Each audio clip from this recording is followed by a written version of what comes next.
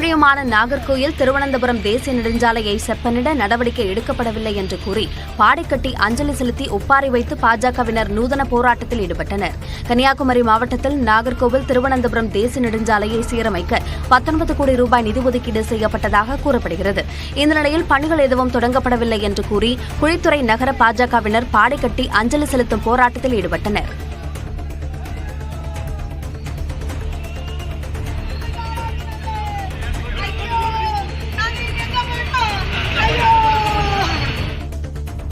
கடலூர் மாவட்டம் சிதம்பரத்தில் கலைஞர் நகர்ப்புற மேம்பாட்டு திட்டத்தின் கீழ் புனரமைக்கப்பட்ட பூங்காக்களை நகராட்சித் தலைவர் செந்தில்குமார் திறந்து வைத்தார்.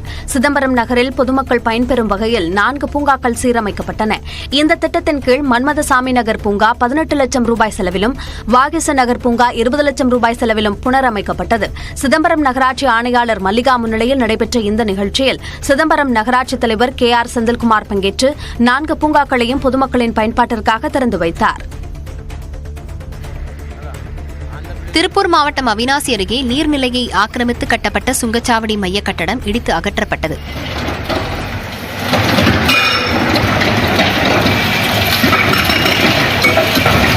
அவிநாசியிலிருந்து அவிநாசிபாளையம் செல்லும் வழியில் வேலம்பட்டி சுங்கச்சாவடி செயல்பட்டு வருகிறது.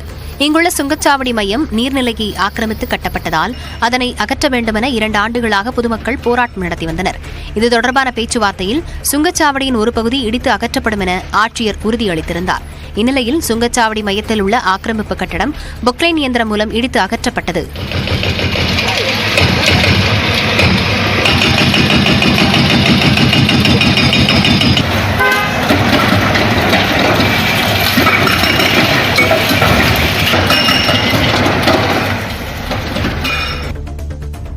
கிருஷ்ணகிரி மாவட்டம் போச்சம்பள்ளி அருகே பக்கத்து வீட்டு பெண்ணை மிரட்டி பாலியல் வன்கொடுமை செய்த கூலி தொழிலாளியை காவலர்கள் கைது செய்தனர். போச்சம்பள்ளி அடுத்த கொடமாண்டப்பட்டியைச் சேர்ந்த முபாரக் தனது வீட்டின் அருகே குடியிருந்த பெண்ணை பாலியல் வன்கொடுமை செய்துள்ளார். இதுகுறித்து இளம் பெண்ணின் பெற்றோர் போச்சம்பள்ளி காவல் நிலையத்தில் புகார் அளித்தனர். அதன் பேரில் முபாரக்கை கைது செய்த காவலர்கள் அவரை நீதிமன்றத்தில் ஆஜர்படுத்தி சிறையில் அடைத்தனர். கரூர் மாவட்டம் கிருஷ்ணராயபுரம் அருகே ஓமந்தூரில் விஷக்கதண்டுகள் கடித்து 10க்கும் மேற்பட்டோர் காயமடைந்தனர். கரூர் மாவட்டம் கிருஷ்ணராயபுரம் அருகே ஓமந்தூர் பகுதியில் புதிதாக சுடுகாடு கட்டப்பட்டு வருகிறது. இதற்காக கான்கிரீட் தளம் அமைக்கும் பணியில் தொழிலாளர்கள் ஈடுபட்டிருந்தனர். அப்போது அப்பகுதியில் இருந்த விஷக்கதண்டுகள் கான்கிரீட் தளம் அமைக்கும் பணியாளர்கள் மற்றும் அருகில் ஆடு மேய்த்துக் கொண்டிருந்தவர்களை கடித்துள்ளது. இதில் 10க்கும் மேற்பட்டோர் காயமடைந்தனர். மேலும் அந்த பகுதியில் விஷக்கதண்டுகள் அதிகளவில் சுற்றி வருவதால் ஊர் பொதுமக்கள் வீட்டை விட்டு வெளியே வர வேண்டாம் என்று எச்சரிக்கை விடுக்கப்பட்டுள்ளது.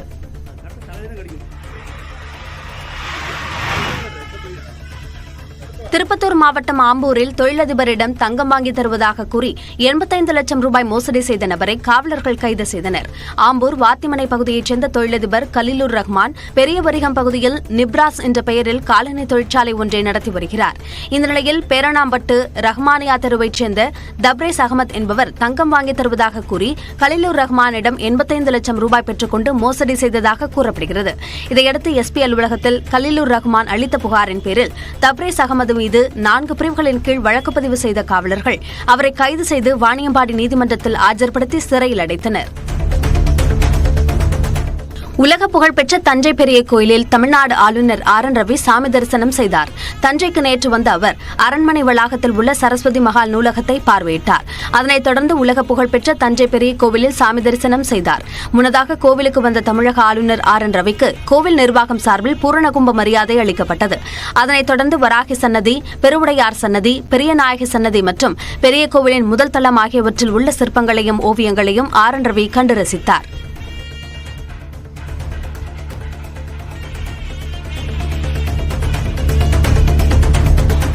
புதுக்கோட்டை மாவட்டம் கடியாப்பட்டி வட்டார அரசு ஆரம்ப சுகாதார நிலையத்தில் மகப்பேறு நிதியுதவி திட்ட நிதியில் முறைகேடு செய்த வட்டார கணக்கு உதவியாளர் பணி நீக்கம் செய்யப்பட்டுள்ளார். கடியாப்பட்டி வட்டார அரசு ஆரம்ப சுகாதார நிலையத்தில் தமிழ்நாடு அரசின் மகப்பேறு நிதியுதவி திட்டத்தில் போலி பயனாளிகள் பட்டியல் தயாரித்து 18,60,000 ரூபாயை முறைகேடாக 16 வங்கிக் கணக்குகளில் செலுத்தியிருப்பது சிறப்பு தணிக்கைக்குழு அதிகாரிகள் நடத்திய விசாரணையில் தெரியவந்தது.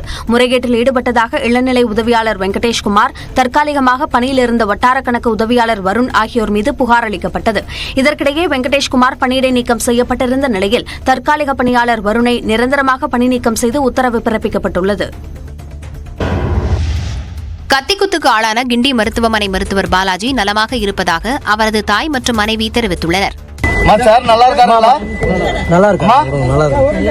அம்மா நல்லா இருக்காருங்களா? அது மட்டும் சொல்லுங்க. நல்லா பேசினாங்க. நாங்க அதான் வீட்டுக்கு எடுத்துங்க. பாட்டிமா நல்லா இருக்காங்கம்மா. நல்லா இருக்காங்களா? ஓகே, உங்ககிட்ட பேசுறாரா? எல்லார்கிட்டயும் பேசுறோம். ஓகே. தன்னை நேரில் சந்தித்த குடும்பத்தினருடன் மருத்துவர் பாலாஜி பேசினார்.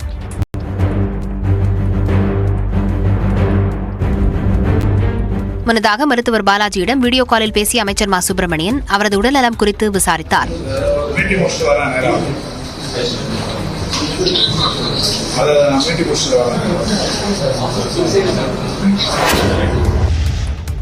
புற்றுநோயால் பாதிக்கப்பட்டுள்ள தன் மீதான பாசத்தினாலேயே மருத்துவரை மகன் விக்னேஷ் தாக்கியிருக்கக்கூடும் என விக்னேஷின் தாய் பிரேமா தெரிவித்தார். இது தொடர்பாக நியூஸ் 18க்கு பிரத்யேக பேட்டியளித்த அவர் தனது மகனுக்கு இதய பாதிப்பு மற்றும் வலிப்பு நோய் இருப்பதாகவும் உருக்கமாக தெரிவித்தார். ஒரு தாய் மேல இருக்கிற பாசம், அதுவும் இந்த 10 நாளா நான் பட்ட கஷ்டம் கண்ணுக்கு நேரம் அவன் இருந்து பார்த்தான். ராவும் பகலுமா அவன் தான் பார்த்தான். பணம் இல்லாத காரணத்தினால்தான் அரசு மருத்துவமனை வந்ததாகவும் ஆனால் அளவுக்கு மீறி கீமோதெரபி சிகிச்சை வழங்கியதாகவும் பிரேமா தெரிவித்தார். அந்த ஒரு டாக்டர் தான் எனக்கு குறை. ஆஸ்பத்திரியில எந்த குறையுமே நான் சொல்ல மாட்டேன். சிஸ்டருங்களாம் அவ்வளவு தங்கா மாதிரி பாத்துப்பா. அங்க இருந்து வந்து பிரேமா சாப்பிட்டியா அவ்வளவு அன்பா கேட்பாங்க. யாருமே ஞாபகம் வச்சுன்னு இருக்க மாட்டாங்க. எல்லா சிஸ்டருமே கேட்பாங்க, பிரேமா என்ன சாப்பிட்ட? நான் சாப்பிடுறத குடுகுடுன்னு ஓடி வந்து பார்ப்பாங்க. ஜீர்ணிப்பு தன்மை அவர்தான் சாப்பிடுறியா, என்ன பண்ற, ஏது பண்றேன்னு கேட்பாங்க. நான் ஆஸ்பத்திரியும் குறை சொல்லல, சிஸ்டருங்களையும் குறை சொல்லல. ஒரே டாக்டர் இவரு பண்ண தப்ப எனக்கு இது இருக்குது சொல்லிருந்து போடாம இருந்தானா இன்னைக்கு இந்த நிலைமை எனக்கு கிடையாது. தனது மருத்துவ ஆவணங்களை காவல்துறையினர் வந்து பெற்றுச் சென்றதாகவும் பிரேமா தெரிவித்தார். மருத்துவர் பாலாஜி மீதான தாக்குதல் அதிர்ச்சி அளிப்பதாக ஆளுநர் RN ரவி தெரிவித்துள்ளார். மருத்துவர்களுக்கு எதிரான எந்த ஒரு வன்முறையும் முற்றிலும் ஏற்றுக்கொள்ள முடியாதது என்றும் மருத்துவர்கள் மற்றும் சுகாதாரத்துறையினரின் பாதுகாப்பை உறுதிப்படுத்த அவசர மற்றும் உடனடி நடவடிக்கைகள் அவசியம் எனவும் ஆளுநர் கூறியுள்ளார். கிண்டி உயர் சிறப்பு மருத்துவமனை மருத்துவரை நோயாளியின் குடும்ப உறுப்பினர் ஒருவர் கத்தியால் குத்திய சம்பவம் அதிர்ச்சி அளிப்பதாக முதலமைச்சர் மு.க.ஸ்டாலின் தெரிவித்துள்ளார். மருத்துவர் பாலாஜிக்கு தேவையான அனைத்து சிகிச்சைகளையும் அளித்திடவும் இச்சம்பவம் குறித்து விரிவான விசாரணை நடத்திடவும் உத்தரவிட்டுள்ளதாக தனது எக்ஸ் தட பதிவில் அவர் குறிப்பிட்டுள்ளார். இதுபோன்ற சம்பவங்கள் எதிர்காலத்தில் நிகழாமல் தடுக்க அனைத்து நடவடிக்கைகளையும் அரசு மேற்கொள்ளும் என்று முதலமைச்சர் மு.க.ஸ்டாலின் உறுதியளித்துள்ளார். சென்னை கிண்டி அரசு மருத்துவமனையில் மருத்துவரை பட்டப்பகலில் கத்தியால் குத்திய சம்பவம் அதிர்ச்சி அளிப்பதாக எதிர்க்கட்சித் தலைவர் எடப்பாடி பழனிசாமி தெரிவித்துள்ளார். கத்தியால் குத்தப்பட்டுள்ள மருத்துவர் பாலாஜிக்கு உரிய சிகிச்சை வழங்கவும் அவரை தாக்கியவர்கள் மீது கடுமையான சட்ட நடவடிக்கை எடுக்கவும் அவர் வலியுறுத்தியுள்ளார். ஏற்கனவே கடந்த நவம்பர் 5ஆம் தேதி திருச்சி ESI மருத்துவமனையில் அரசு மருத்துவர் முத்து கார்த்திகேயன் தாக்கப்பட்டதை சுட்டிக்காட்டிய எடப்பாடி பழனிசாமி எந்த இடத்திலும் துடியும் அச்சமின்றி கொடுங்குற்றங்களை செய்யலாம் என்ற அளவிற்கு சட்டம் ஒழுங்கு சீர்குலைந்துள்ளதாக குற்றம் சாட்டியுள்ளார். இந்த நிலையில் கத்திக்குத்திற்கு ஆளான மருத்துவர் பாலாஜியிடம் முதலமைச்சர் மு.க.ஸ்டாலின் தொலைபேசி மூலம் உடல்நலம் பற்றி கேட்டறிந்தார். ரேஷன் அட்டை வைத்துள்ள தகுதியான மகளிருக்கு மட்டும் மாதம் 1000 ரூபாய் உரிமை தொகை வழங்கப்படும் என வருவாய்த்துறை அமைச்சர் KKSSR ராமச்சந்திரன் தெரிவித்துள்ளார். கடந்த ஆண்டு முதல் தமிழ்நாட்டில் ரேஷன் அட்டைகளில் பெயர் இடம்பெற்றுள்ள தகுதியான மகளிருக்கு மாதந்தோறும் 1000 ரூபாய் உரிமை தொகையை மாநில அரசு வழங்கி வருகிறது. இதில் 1 கோடிக்கும் அதிகமான மகளிர் பலன் பெற்று வருகின்றனர். இதனிடையே விருதுநகர் மாவட்டம் அருப்புக்கோட்டையில் நடைபெற்ற நிகழ்ச்சியில் பேசிய அமைச்சர் KKSSR ராமச்சந்திரன் ரேஷன் அட்டை வைத்துள்ள அனைத்து மகளிருக்கும் உரிமை தொகை வழங்கப்படும் என கூறியதாக தகவல் வெளியானது. இது தொடர்பாக தனது எக்ஸ் தள பக்கத்தில் அமைச்சர் KKSSR ராமச்சந்திரன் வெளியிட்டுள்ள பதிவில் கலைஞர் மகளிர் உரிமை தொகை திட்டத்தில் ரேஷன் கார்டு அடிப்படையில் தகுதியுள்ளவர்களில் ஒருவர் கூட விடுபடாத அளவில் வழங்கிட வேண்டும் என்பதே திராவிட மாடல் அரசின் இலக்காகும் என தெரிவித்துள்ளார். முதலமைச்சரின் ஆலோசனைகளை பெற்று ரேஷன் கார்டு வைத்திருக்கும் தகுதியுள்ள அனைவருக்கும் கலைஞர் மகளிர் உரிமை தொகை வழங்கப்படும் என விருதுநகர் மாவட்ட நிகழ்ச்சியில் மக்களிடம் உறுதியளித்ததாக விளக்கம் அளித்துள்ளார். திமுகவிற்கு எதிரான ஒத்த கருத்துடைய கட்சிகளுடன் கூட்டணி அமைக்கப்படும் என கூறிய எடப்பாடி பழனிசாமி பாஜகவுடன் கூட்டணி இல்லை என்பதில் தெளிவாக இருப்பதாக விளக்கம் அளித்துள்ளார். உங்களோட கூட்டணிக்கு பாமகவையும் பாஜகவையும் வரவேற்க கதவு திறந்து வச்சிருக்கீங்களா? கதவு திறந்து வச்சிருக்கு, கதவு மூடுறதெல்லாம் அப்படிலாம் கிடையாது. அதெல்லாம் மற்ற கட்சியில் அப்படி இருக்கும். அதிமுக வரது பொறுத்த வரைக்கும் ஒத்த கருத்துடைய கட்சிகள்லாம் இன்றைக்கு ஒன்று சேர்ந்து இந்த லஞ்ச லாவணியமுள்ள இந்த அரசை மக்களோட ஆட்சியை அகற்ற வேண்டும் என்பதுதான் எங்களுடைய நிலைப்பாடு. சூழ்நிலைக்கு தக்கவர் தான் கூட்டணி அமைக்கிறாங்க. அந்த தேர்தலுக்கு நெருங்கின்ற பொழுதுதான் அந்த கூட்டணி யாரோட தலைமையில யார் கூட்டணி இருப்பாங்க தெரிய வரும்.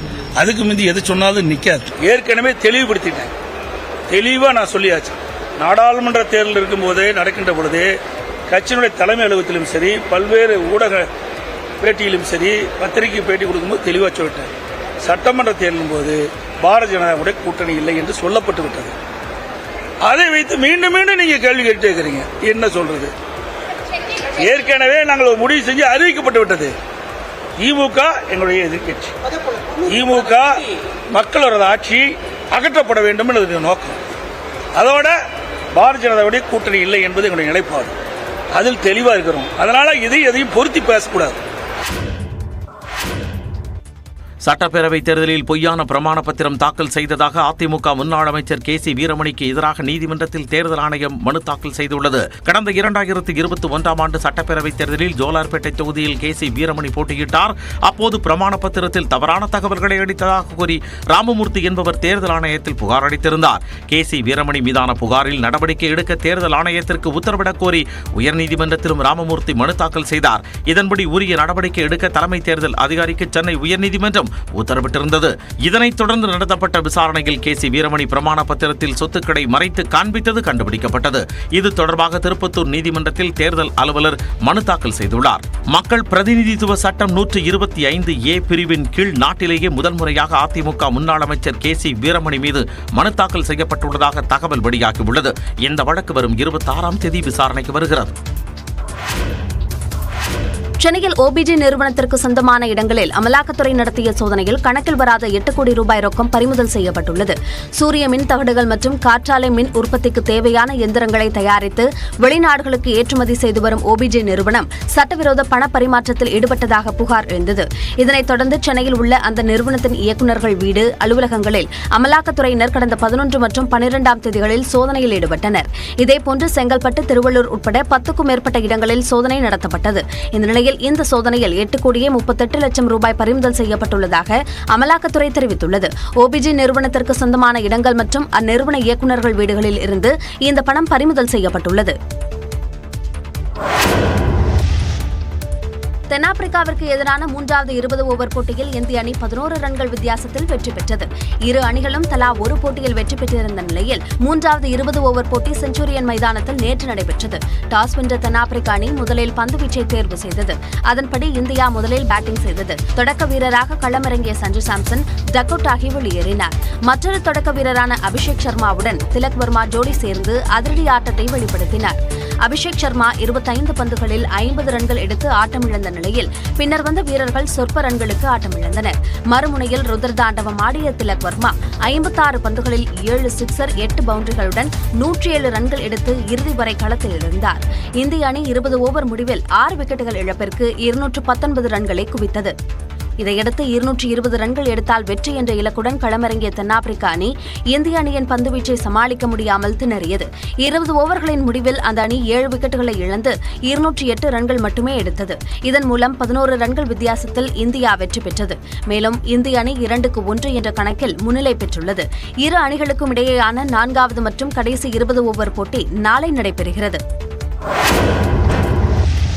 தனக்கும் நடிகர் விஜய்க்கும் இடையேயான பாசம் மற்றும் அன்பு துளியும் கூட குறையவில்லை என நாம் தமிழர் கட்சியின் தலைமை ஒருங்கிணைப்பாளர் சீமான் தெரிவித்துள்ளார். தென்காசி மாவட்டம் கடையநல்லூரில் செய்தியாளர்கள் சந்திப்பில் பேசிய அவர் தாவேக கட்சியின் கோட்பாட்டில் முரண்படுவதாக கூறினார். எனக்கு என் தம்பிக்கு இடையில அண்ணன் தம்பி உறவுங்கிறதுல பாசத்துல எனக்கு துளியும் இல்லை, அன்புல குறையல.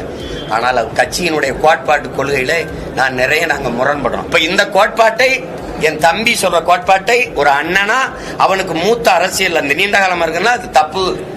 நீ அந்த மாதிரி சொல்லாத, சாதி மதம்னு பிரிக்கிறாங்கன்னு சொல்லு. ஏன்னா சாதி மத உணர்ச்சி மனிதனுக்கு மட்டுமானது. மொழியின் அடிப்படையில் உலகம் முழுமைக்கும் அரசியலை கட்டமைக்கிறான். அப்படிதான் இந்தியாவே மொழி வழியே தான் மாநிலங்கள், தேசிய இனங்கள், நிலங்கள் பிரிக்கப்பட்டிருக்கு. தாவேக கோட்பாட்டை தவறு என்று சொல்ல தனக்கு உரிமை உள்ளது எனவும் சீமான் தெரிவித்தார். தெலுங்கர்கள் குறித்து அவதூறாக பேசிய விவகாரத்தில் முன்ஜாமீன் கோரி நடிகை கஸ்தூரி தாக்கல் செய்த மனு மீது இன்று காலை 10:30 மணிக்கு உயர்நீதிமன்ற மதுரை கிளை தீர்ப்பளிக்கிறது.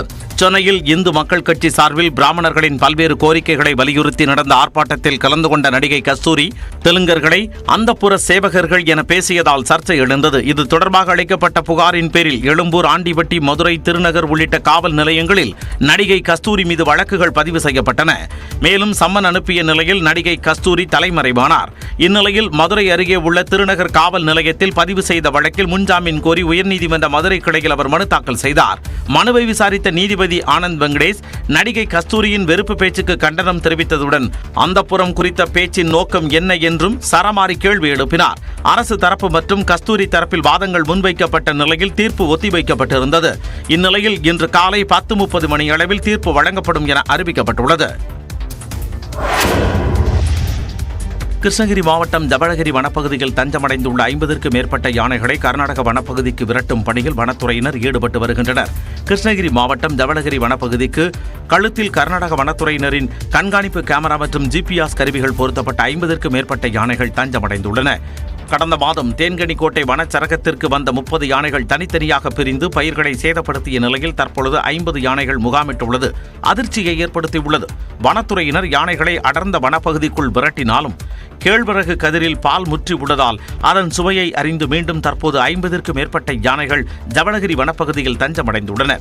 இந்த யானைகள் தேன்கனிக்கோட்டை வனப்பகுதிக்குள் இடம்பெயர்ந்தால் விவசாயிகள் பயிரிட்டுள்ள பயிர்களை சேதப்படுத்திவிடும் என்பதால் வனத்துறையினர் யானைகளை விரட்டும் பணியில் ஈடுபட்டு வருகின்றனர். இதனால் ஜவளகிரி வனப்பகுதியையொட்டி வசிக்கும் கிராம மக்கள் பாதுகாப்பாக இருக்க வேண்டும் எனவும் வனத்துறையினர் எச்சரிக்கை விடுத்துள்ளனர்.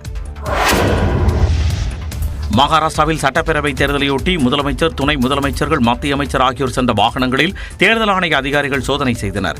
288 தொகுதிகளை கொண்ட மகாராஷ்டிரா சட்டப்பேரவைக்கு வரும் 20ஆம் தேதி ஒரே கட்டமாக வாக்குப்பதிவு நடைபெற இருக்கிறது. இந்த நிலையில் பால்கர் பகுதிக்கு தேர்தல் பரப்புரை மேற்கொள்ள முதலமைச்சர் ஏக்நாத் சிண்டே சென்றார்.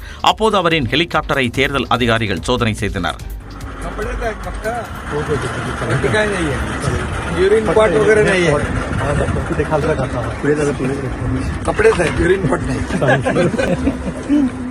கடோல் தொகுதிக்கு பரப்புரைக்கு சென்ற துணை முதலமைச்சர் தேவேந்திர பட்னாவிஸ் ஹெலிகாப்டரில் இருந்து இறங்கிய நிலையில் அவருடன் கொண்டுவரப்பட்ட பைகளை தேர்தல் அதிகாரிகள் சோதித்தனர்.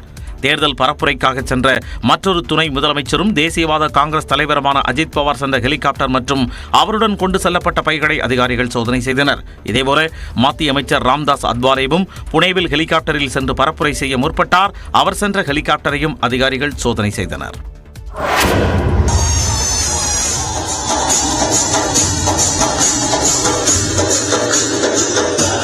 டெல்லியில் களை கட்டிய வண்ணமிகு லேசர் ஒளி காட்சிதான் இது.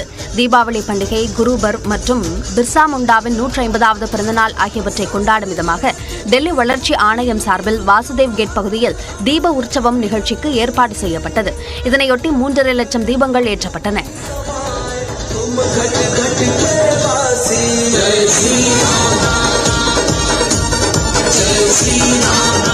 தொடர்ந்து வண்ணமிகு லேசர் ஒளி காட்சி களை கட்டியது. இதனை துணைநிலை ஆளுநர் VK சக்சேனா உட்பட பல்லாயிரக்கணக்கானோர் கண்டு ரசித்தனர்.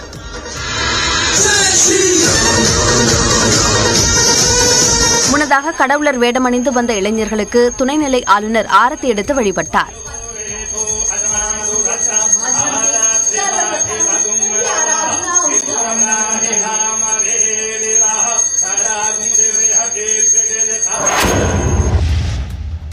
அமெரிக்க அதிபராக தேர்ந்தெடுக்கப்பட்டுள்ள டொனால்டு டிரம்பை வெள்ளை மாளிகைக்கு அழைத்த அதிகார பரிமாற்றம் குறித்து அதிபர் ஜோ பைடன் ஆலோசித்த காட்சிகள்தான் இவை.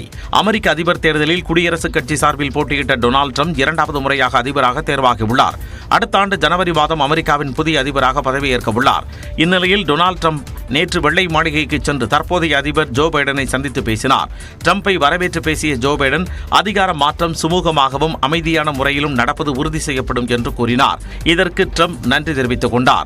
Thank you very much. And politics is tough, and it's many cases not a very nice world, but it is a nice world today, and I appreciate very much a transition that's so smooth. It'll be as smooth as it can get, and I very much appreciate that, Jim. You're welcome. கடந்த 2020ஆம் ஆண்டில் நடந்த அதிபர் தேர்தலில் Biden வெற்றி பெற்றபோது அவரை வெள்ளை மாளிகைக்கு அழைத்து பேச ட்ரம்ப் மறுத்துவிட்டார். அப்போது வெள்ளை மாளிகையில் இருந்து வெளியேறிய ட்ரம்ப் 4 ஆண்டுகளுக்கு பிறகு முதல் முறையாக வெள்ளை மாளிகைக்கு சென்றது கவனிக்கத்தக்கது.